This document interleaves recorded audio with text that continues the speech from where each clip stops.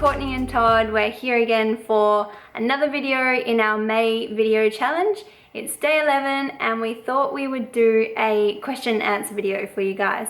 So we got people to ask us questions on Snapchat and Instagram, and we're going to answer a couple of those for you guys today. Alright, let's start off with a question from Janina, who said, I'd be interested in how it is staying raw during winter when it's so cold, and how you know it's best for you. P.S. Loving all your videos. Aww. Thanks, Janina. Janina's gorgeous. It's actually getting into winter now, getting close to winter, and it's starting to get pretty cold. We're definitely still doing plenty of ice cream and morning smoothies and that sort of thing. Personally, I find that I tend to do that throughout most of winter anyway. The cold doesn't faze me as much.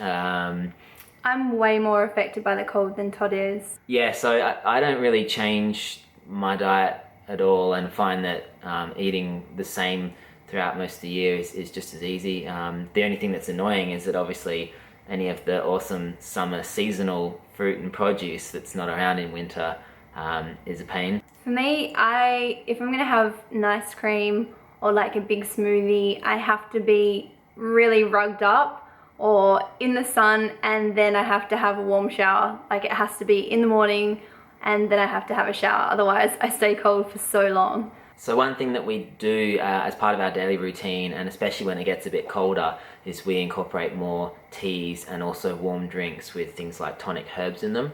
So we learnt about balancing raw food and tonic herbs with in our diet through this book, which I'll put up on the screen for you now. And it's a really good book. It's quite a short read, but it's really informative and just talks about how raw foods can have that dampening effect on the liver and the spleen, and how tonic herbs are really good at balancing that out. So we definitely, it's not 100% raw and technically raw because you're putting boiling water on leaves, but at the same time, we're fine with that, and we do enjoy our teas and warm herby drinks. I think like some people kind of say, oh my god, can you have that, it's not raw, but we're not overzealous with it. We don't want to. I think you'll find that if you're trying to be super strict on yourself, really little fats, like nothing warm, like being really strict, you'll just end up stressing yourself out more than having this really natural raw food diet. So yeah, and if we were living in Hawaii and just going from tropical place to tropical place all year round, then sure, we probably wouldn't have as much of that and wouldn't be as much need for it. But at the end of the day, it just works really well for us and sort of where we are in this climate when it gets to the middle of winter kind of thing. The only other things I think of about raw foods and coming into winter is we do have a bit more dehydrated food, and often I'll try and tee it up so that the food is dehydrated just before we're eating it, so it's still kind of warm. Yeah. Which is great. And also trying to make some sauces that incorporate a little bit of ginger and a little bit of chili, because they are warming from the inside. So yeah, as well as cinnamon. So next question is from Romy, or Romy perhaps, sorry if I pronounced that wrong. And she says, I think the biggest issue for people, especially when they're transitioning, is what can I actually eat?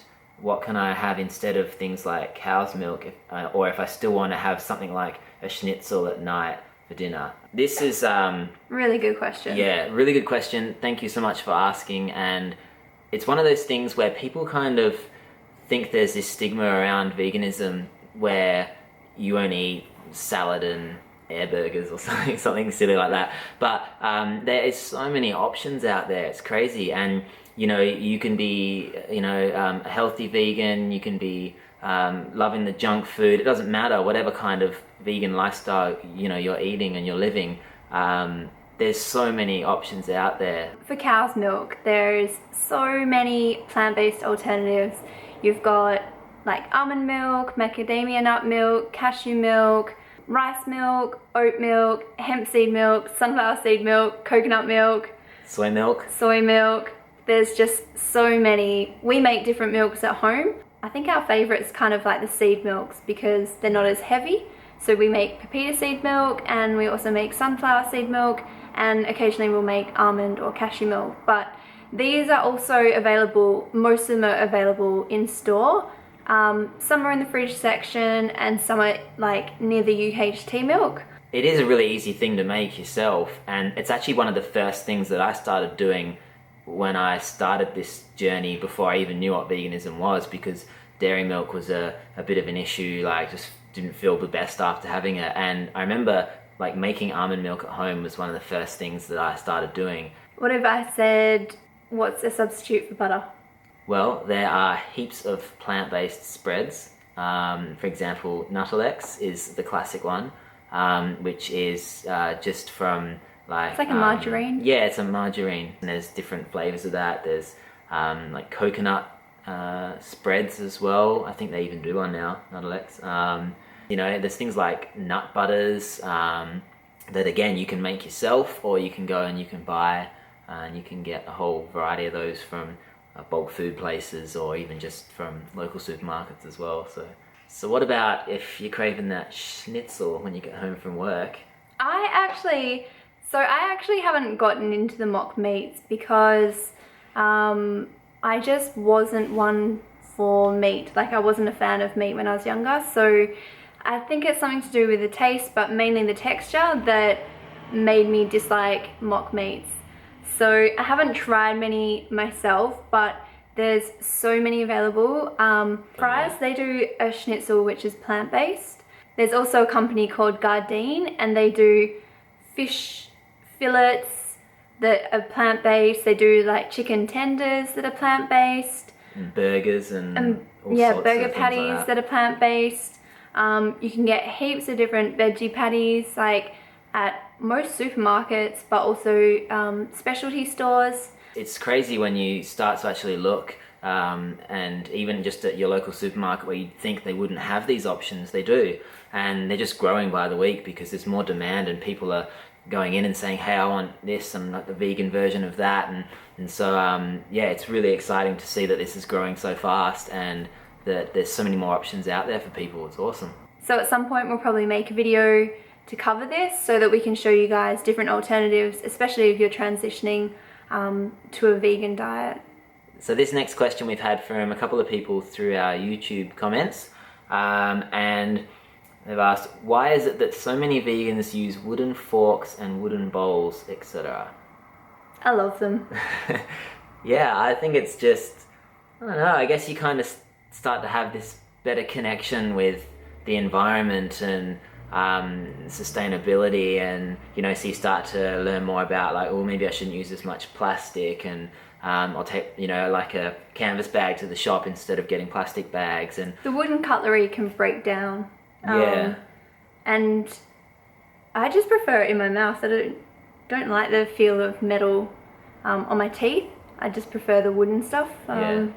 I just prefer to eat with my hands where I can, to be honest. But True, the next best thing is probably something like a wooden chopsticks. Spoon or fork or chopsticks. Let's face it, it looks way better in Instagram photos than a metal fork. Alright, so the next question is from Cynthia VDW on Snapchat. So thank you, Cynthia, for sending in actually 2 questions. First one is, when/where did you learn to make your raw cakes, and how did you master the technique? Ooh, I started making raw cakes over 4 years ago. I think the first raw cake I made was actually for a dinner party when I used to live in this house. I made like a chocolate raw vegan cake, and yeah, it was for like a dinner party with our neighbors and everyone loved it. I thought it was so much fun to, I don't know, just loved making them. People were so excited about it. After that, I decided to just keep playing with cakes. Did you just wing it though? Like that first cake you made, were you like, you know what, I'm just gonna wing this and just guess that I should try this and this? No. Or was it kind of like... I looked at a couple different recipes, but kind of put them together to make it my own. Yeah. But I do that a lot. Like, I look at a lot of different recipes and see if I've got all the ingredients, or if some of them I don't, I kind of see what other recipes I've used instead and just kind of put them together myself. So sort of tweak them a little bit. I had a few different raw food cookbooks and just kind of got an idea of what quantities people use and all that sort of thing, and just, yeah, went for it. The second part of that was, how did you master the technique? Oh, just lots of practice. Lots of cake. Lots of cakes. We make cakes for private orders, and at one point we were stocking about 8 different cafes in our city with raw cakes. So just lots of cake making, lots of practice. Decorating them is actually like one of my creative outlets. So I really enjoy decorating them. I get to be artistic and just kind of put my flair on each cake. Yeah, just lots of practice, play around, don't be scared. That's a big thing, actually. I think a lot of people, and I was like this as well, you're kind of scared to fail. And so, you know, you think, oh, I could try it, but I probably won't be as good as that other one or this or that. But I think just give it a shot and just have fun with it. And, Definitely. you know, I mean, I know when I first made raw chocolate, for example, it was gross. I didn't get the sweetener right. I just kind of guessed. I didn't look at anything. And I took the first bite and I was like, this is disgusting. And after 3 or 4 batches and actually then referencing some stuff, I was like, oh, okay. No, this is nice. I can do this now. And you just practice. And But with raw cakes as well, like, even if they are a bit of a flop, they still taste good. And I have had one really bad raw cake flop sort of thing, and it was when I was a raw chef in Indonesia. One of the guests really wanted a raw cake, so I found this tin and it looked like it was good enough to use, and so I put all of my base mixture in, and then I made all the filling and I put the filling in, and just as I was picking up the cake to put it into the freezer, the base fell through and the mixture just went everywhere. So And so Cynthia has also asked, did you begin being vegan with raw food as well, or transition from vegan to raw food diet? I think we're a little bit different here. Yeah, You can go first. we've both kind of spoken about our journeys a bit, so we'll link them up in the corner, so you can check them out. But sort of, for me, it was, the transitioning stage was nothing to do with veganism at first. Didn't know what it was. I was just trying to be healthier, just trying to cut out bad things, eat more salads, eat more fruit, that sort of stuff. So when I actually got to the point where I knew what vegan was and made that choice, I went straight to raw vegan, because I'd already cut so much out and was so happy and felt so good eating raw foods and having all of this living energy and everything, that I just went straight into that, and it worked, and I haven't looked back. But I think it was a little bit different for you, because you were vegan for a few years before, Yeah, right? different for me. Yeah. Yeah, like Todd said, I was vegan for quite a few years before transitioning to raw vegan.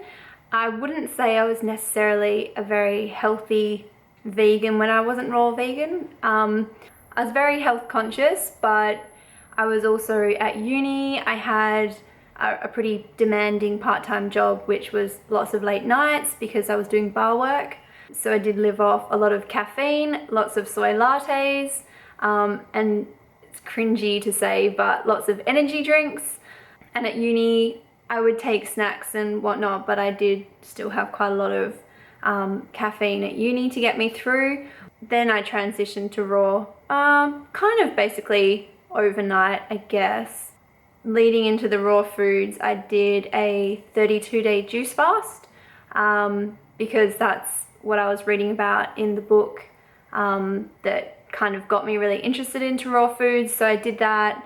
I felt really good. From there, I started eating raw foods, and I did have really bad skin before, like acne. So when I started to see a difference in my skin, it was improving. I just kind of wanted to keep going with it. Yeah, and I think that's the thing, like, you don't have to be fully raw, you don't have to be, but, you know, if you're looking at trying to improve certain health issues or trying to improve your recovery from sports and things like that, then incorporating more raw foods is a great way to more whole foods, more raw foods is a great way to do that. And we advocate raw because it works for us. Yeah. And we feel best when we eat raw, but like we've said in other videos, we don't care what other people eat as long as it's vegan. Yeah, as long as it's vegan, Yeah. it's fine with us. Yeah.